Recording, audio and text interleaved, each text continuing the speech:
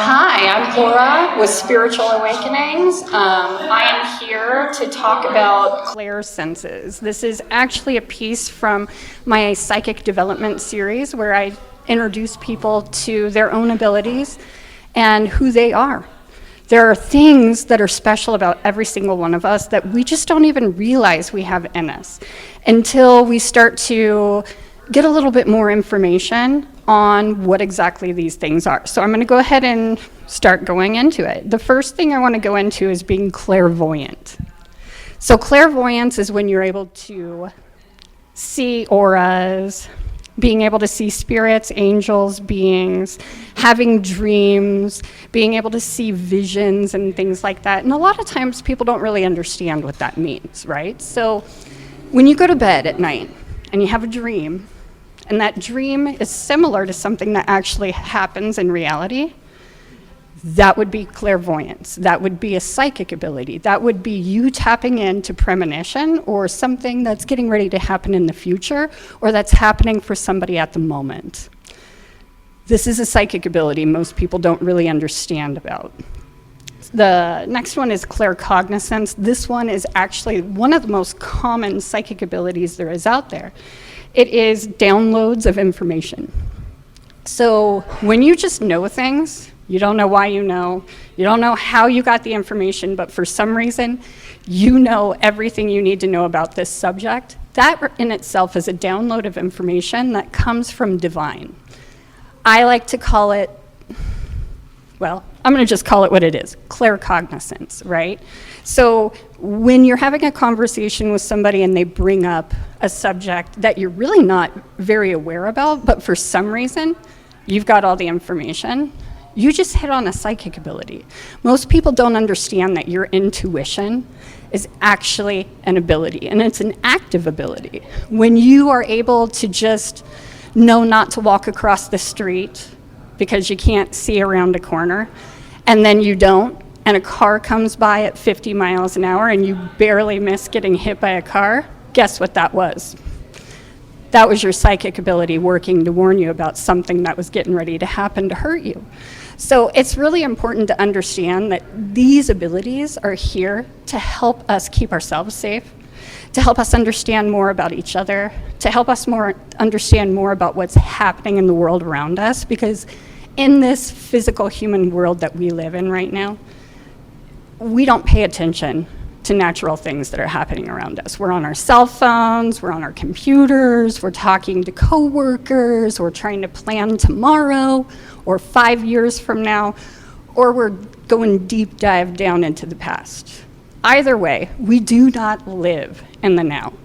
So these abilities will help us keep ourselves in the now. So it's really important to understand things about yourself. Now, I'm going to go into another one, which is my favorite because it's one of my two top abilities for myself, which is being clairaudient.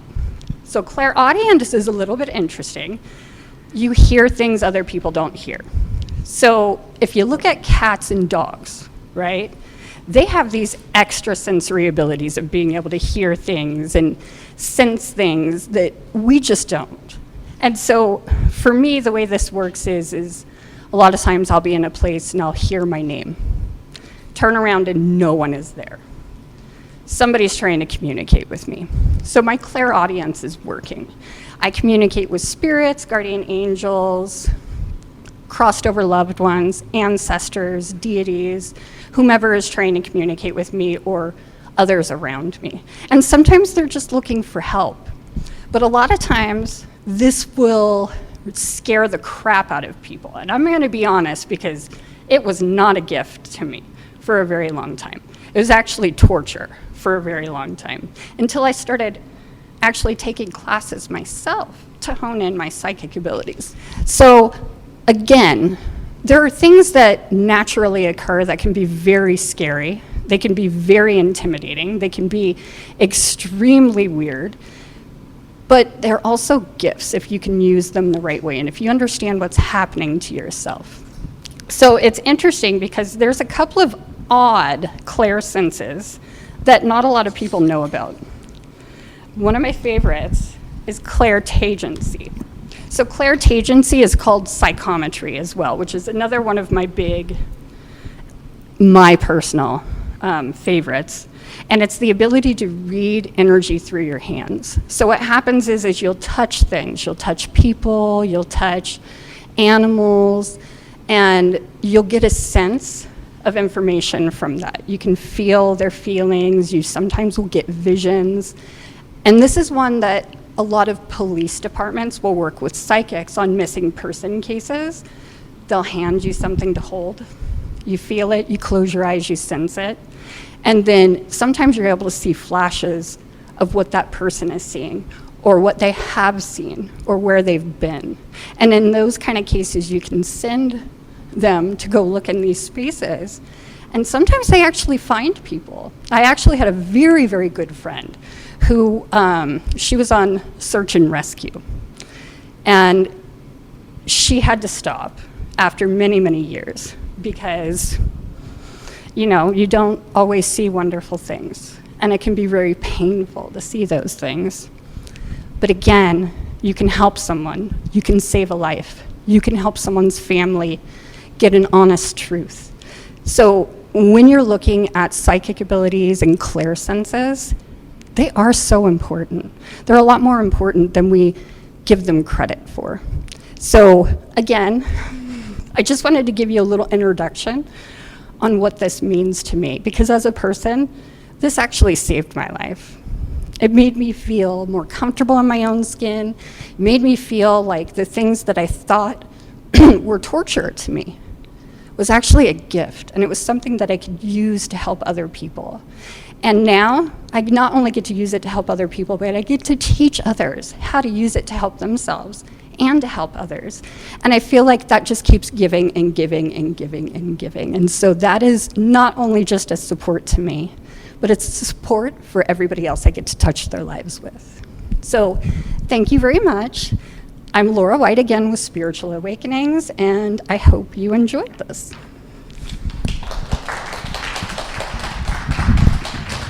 Hone, if they think they have one of these things that you offered for us, how does someone start to hone that ability or embrace it, I guess is one of the word. I know this is going to sound silly, but the first thing I would suggest is actually looking up that ability. So I don't always have all the answers that I need to give people answers to their questions. And so I find that spirit usually guides me to things through Google. Google is a fantastic tool for all kinds of information. And if you're not necessarily sure about what kind of clair you're dealing with, the best thing that you can do is find somebody like me who has kind of an idea of what that means, and just sit and talk with them. And I know that this is also a hard thing, because to just talk to somebody about something that not a lot of other people are really tapped into, and honestly, it can get judged. So looking for somebody who is an intuitive, a spiritual healer, somebody who's into metaphysics, they can give you an idea of at least where to start to look. And then on top of it, if you would like to have more information, I also offer classes to help people learn how to use their abilities, what their abilities are, and how to shift that into something that will work for them. Any other questions?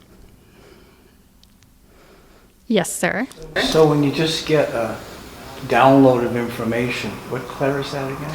So it's called claircognizance. So claircognizance, so we have what we call a pineal gland in the back of our head, which is where we actually receive all of that information. It comes in through your crown chakra and then goes straight into your pineal gland, where your third eye and pineal will work together to create the scenario where you can understand things. And that's why it's called a download, because you're not like reading it, you're not seeing it, there's nobody talking to you about it, it just comes right in. Did I answer it the way that you were looking for an answer? Okay. Did you want me to get a little deeper into it? Does anybody else have questions? Okay. So receiving information is It's different for everybody depending on what your other clairsenses are. So if somebody is very visual, they're going to be what you would consider clairvoyant, right? So if you're clairvoyant and claircognizant, sometimes that information will actually come in visions. So you're not only receiving it as a download, but you're actually physically seeing something. And for me, I have to close my eyes because it's like a movie playing on top of everything else I'm seeing. And so it's kind of meshes together, so it gets really confusing. And when you close your eyes, it gives you a little more of what is physical and what is inside of me. So somebody who's clairaudient would get the download, but they would also hear things at the same time. Whereas somebody who is clairtagency, psychometry, they'll touch things and get the download and see things, but also feel it at the same time. Somebody who's very empathically inclined may actually get physical downloads from other people around them, where they're feeling emotions, they're sensing sicknesses, they're sensing a lot of things. So it really honestly depends on what your other abilities are and how they all mesh together. None of us are the same. There is not one person that is going to have the same experience as anybody else. That's what makes us all individual and beautiful. Butterflies. Yes. So since this has been something that has been a part of your life for so long, your journey of expanding it, how do you do that? Do you master it or hone? I don't know that there's ever a master to anything, because the more I learn, the more I realize I have more to learn. There's always more information out there. There's always new techniques. There's always adds to things. Like becoming a Reiki master was really intriguing. It was a buffer. So the information I receive now comes in more clear. It's not so spastic and all over the place.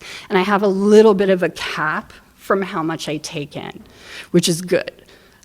We did a session the other day, and you got to read my energy while you were doing a healing on me, and I think you understand what I'm saying. Because it's a lot, you know. But the thing about it is that a lot of times these psychic abilities can make people feel really sick. It can make them feel crazy. It can make you feel like you're hearing voices, like there's a psychological problem. And what a lot of people don't realize is that you have a natural gift. The United States is one of the only places where we don't actually enjoy this and foster people's gifts. We give them medicine. We send them to places to get rid of it. And it's sad, because realistically, if people started at an early age to learn what their gifts are and be able to use them in their regular day-to-day lives, it would never, ever feel like torture. So I'm here, and I also help kids. I love working with kids because they're so raw. They haven't had the difficulties that we've had at the early age, and so being able to help them learn to use their gifts, it's a blessing. Because the next generation doesn't have to experience the same kind of like pushback socially that we did. Anything else? Yeah. Besides, obviously, I work very closely with you, and when you were talking about picking up on pain around you, I've been able to do that since I was a kid. I could walk into a room and someone would have a headache, and I'd have a headache, and I did feel crazy. But besides, like, the Reiki stones and smudging, what's some other practices you can do to protect from the energy that just wants to bombard you? So grounding and shielding is a really good tool. There's a million different ways to learn how to ground and shield. It really honestly depends on what dialect of the world you come from, because there's different techniques. I like a simple technique. What I use is a guided meditation, and that's what I also teach in my classes, because the very first class that you're gonna get is going to come with the grounding and shielding. I don't like to teach people to do any kind of spiritual work without having their tools to protect and defend themselves prior to using the tactics that I use to teach. Did that answer it for you? It did. Perfect. Also crystals. I love crystals because they have so many different protective abilities and also stuff to help boost you and feel more confident and more focused. So really, there's a lot of different tools that you can use that are already here, that are not man-made, that can help you feel more confident in your own skin. Okay, so I'm gonna go ahead and exit now, and thank you all so much for being here and asking questions. I really appreciate it.